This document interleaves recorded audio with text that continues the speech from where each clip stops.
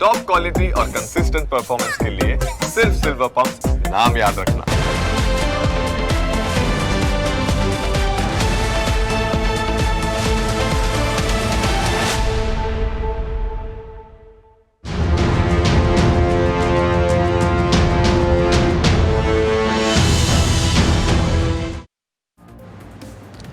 પરિવર્તન સંસારનો નિયમ છે અને એટલે જ આપણે બધાએ સમયની સાથે તાલ મિલાવીને ચાલવું પડે છે, પરંતુ આપણું શિક્ષણ તંત્ર હજુ આઉટડેટેડ જિંદગી જીવતું હોય તેવું લાગી રહ્યું છે, કારણ કે એઆઈના જમાનામાં હજુ શાળાઓમાં આઉટડેટેડ કોર્સ ચાલી રહ્યા છે અને તેના કારણે વિદ્યાર્થીઓને મુશ્કેલીનો સામનો કરવો પડી રહ્યો છે. આજે એઆઈનો જમાનો છે, તેવામાં વિદ્યાર્થીઓ પણ પોતાની કરિયર બનાવવા સ્કૂલ પછી ટેકનોલોજી સંબંધિત કોર્સને પ્રાધાન્ય આપે છે. ધોરણ 12 સાયન્સ પછી કોલેજ કક્ષાએ છેલ્લા ઘણા વર્ષોથી વિદ્યાર્થીઓ computer, IT, information and communication technology, artificial intelligence, machine learning જેવા કોર્સને પસંદગી આપે છે.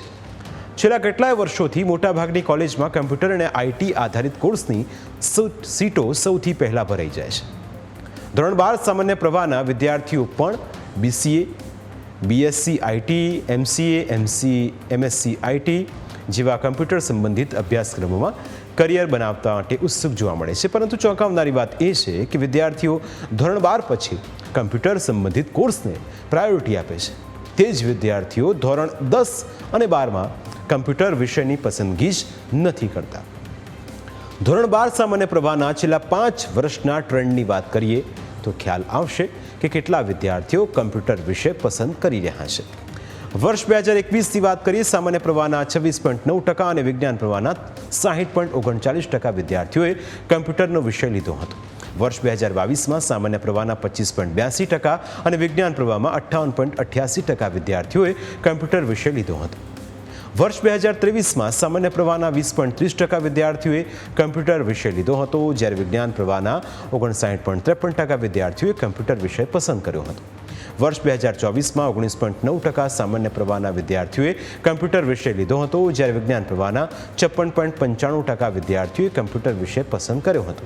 જ્યારે વર્ષ 2025માં સામાન્ય પ્રવાહના 17.50% વિદ્યાર્થીઓએ કમ્પ્યુટર વિષય લીધો, જ્યારે વિજ્ઞાન પ્રવાહના 56.80% વિદ્યાર્થીઓએ કમ્પ્યુટર વિષય પસંદ કર્યો હતો. એટલે આંકડો આપને સમજાઈ ગયો હશે. કમ્પ્યુટર વિષય લેનારા વિદ્યાર્થીઓની સંખ્યામાં ઘટાડો જોવા મળ્યો છે. આ ઘટાડો થવા પાછળ વિદ્યાર્થીઓ નહીં પણ આપણું શિક્ષણ તંત્ર જવાબદાર હોવાનું પણ મનાઈ રહ્યું છે, કારણ કે શાળાઓમાં કમ્પ્યુટરનો જે અભ્યાસક્રમ ભણાવવામાં આવી રહ્યો છે તે આઉટડેટેડ છે. 5G ટેકનોલોજીના જમાનામાં શાળાઓની અંદર 3G ટેકનોલોજીનો અભ્યાસ કરાવી રહ્યો છે, જેના પરથી સમજી શકો છો કે શાળાઓનો અભ્યાસક્રમ કેટલો જૂનો છે અને એટલે જ વિદ્યાર્થીઓ કમ્પ્યુટર વિષયની પસંદગી કરતા નથી. વિશે સમજાવવા માગું છું કે એ ઇમ્પોર્ટન્ટ તો છે, બટ આપણે લોકો લેતા કેમ નથી. એનું રીઝન એ છે કે એનો એક તો જૂનો બહુ કોર્સ છે. HTML તો બહુ જ જૂનો છે અને ટેલી પણ છે, પછી MS ઓફિસ, CC+, એ બધું છે, બટ ઓપ્શનમાં છે પણ બહુ જૂનો છે એટલે એટલું યુઝફુલ નહીં લાગતું બધાને. પહેલાંનું સબ્જેક્ટ છે અને પહેલાંનું જે સબ્જેક્ટ છે ને એના હિસાબથી બધા લેતા નથી. એમાં પહેલાંનું 15 વર્ષ પહેલાંનું આવે છે. હા, લિનેક્સ અને જાવા બી છે. એમાંથી બધાને ઇશ્યુઝ થાય છે, નથી ફાવતું, નહીં કરી શકતા. બાકી બધા સબ્જેક્ટ્સમાં કરી લે છે, એમાં સ્કોર સારા આવી જાય છે, પર કોમ્પ્યુટરમાં નથી આવતા. તો હાલના શાળા કક્ષાએ કમ્પ્યુટરનો જે અભ્યાસ ભણાવવામાં આવી રહ્યો છે તે ખૂબ જ જૂનો છે. તેનો માર્કેટમાં કોઈ જ ઉપયોગ નથી અને તે સમજવામાં પણ કોમ્પ્લિકેટેડ છે. હાલમાં AI, મશીન લર્નિંગ જેવા વિષયો વિદ્યાર્થીઓને ભણાવવા જોઈએ, તેમ છતાં પણ શાળાઓમાં જૂનો અભ્યાસક્રમ ભણાવવામાં આવી રહ્યો છે. આ ઉપરાંત લિંકન્સ, HTML, C++, લેટેક્સ જેવા સિલેબસ ભણાવવામાં આવે છે. બીજું સૌથી મોટું કારણ એ પણ છે કે શાળાઓમાં છેલ્લા ઘણા વર્ષોથી કમ્પ્યુટરના શિક્ષકોની ભરતી પણ કરાઈ નથી અને જો કરાય છે તો પૂરતા પ્રમાણમાં નથી કરાતી. તેથી શાળાઓમાં કમ્પ્યુટરના શિક્ષકોની અછત જોવા મળી રહી છે. આ સમસ્યા ઉકેલ શા માટે નિષ્ણાંતોનું શું કહેવું છે તે પણ એકવાર સાંભળીએ.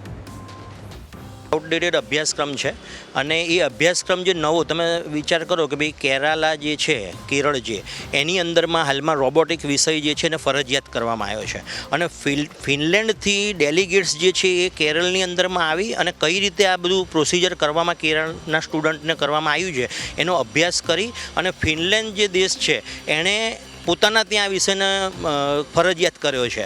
તો વિચાર કરો કે કેરળમાં જો થઈ શકતું હોય તો ગુજરાતમાં કેમ ના થઈ શકે. આપણા ત્યાં પણ કમ્પ્યુટર વિષયને ફરજિયાત કરવો પડે. 10મા ધોરણની વાત કરો તો એ મરજિયાત વિષય છે. 12મા ધોરણની અંદરમાં પણ ઓપ્શનલ છે. તો પહેલો તો એ પણ વિદ્યાર્થીઓને પ્રશ્ન આવતો હોય છે કે ભાઈ આ ફરજિયાત વિષય કરવામાં આવે તો કેમ કે 21મી સદી કમ્પ્યુટર આઈટી ટેકનોલોજી અત્યારે એઆઈ એમએલ કેટલું આગળ વધી ગયું છે. તો એ દિશામાં ચોક્કસથી સરકારે વિચારવું પડશે, શાળાઓએ વિચારવું પડશે. ગુજરાત બોર્ડમાં શાળા કક્ષાએ કમ્પ્યુટર વિષયમાં ઘટતી વિદ્યાર્થીઓની સંખ્યા અને કોલેજ કક્ષાએ કમ્પ્યુટર ક્ષેત્રે વધતો ધસારો એ ચિંતાનો વિષય છે. પરંતુ આપણા શિક્ષણ તંત્રને જાણે કોઈ જ ગંભીરતા ન હોય તેવું લાગી રહ્યું છે. ચોંકાવનારી વાત તો એ છે કે છેલ્લા 10 વર્ષથી શાળાનો અભ્યાસક્રમ પણ બદલાયો નથી અને એટલે જ હવે શાળાના આચાર્યો પણ ચિંતા વ્યક્ત કરી રહ્યા છે. વિષયને ફરજિયાત કરતી વખતે એનો જે સિલેબસ છે એ આધુનિકતા પ્રમાણેનો હોવો જોઈએ. ગઈ ગુજરીનો આજથી 5-10 વર્ષ પહેલાંનો સિલેબસ હોય એમાં બાળકોને કોઈ રસ ના હોય, પણ આજની તારીખનો સિલેબસ હોય તો બાળકોને ભણવામાં રુચિ જાગે. વિશેષમાં મારું કહેવું એ છે કે સરકાર કોમ્પ્યુટર વિષયના નિષ્ણાંતોની ભરતી કરે અને બાળકોને એ ભરતી થયેલા નવા આધુનિક શિક્ષણ પ્રાપ્ત થયેલા શિક્ષકો દ્વારા બાળકોને કોમ્પ્યુટરનું શિક્ષણ મળે.